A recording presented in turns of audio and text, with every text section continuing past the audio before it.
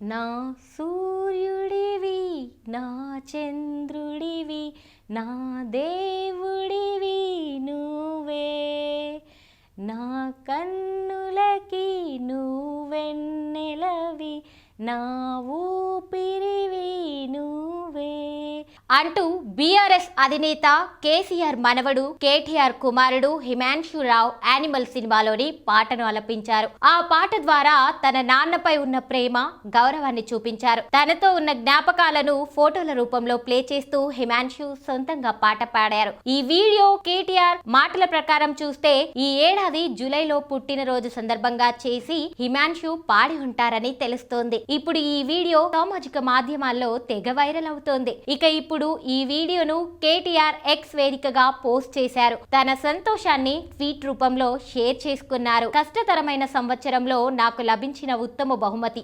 ధన్యవాదాలు బింకు అంటూ కొడుకుని ట్యాగ్ చేస్తూ, నీ గానం నాకు చాలా నచ్చింది.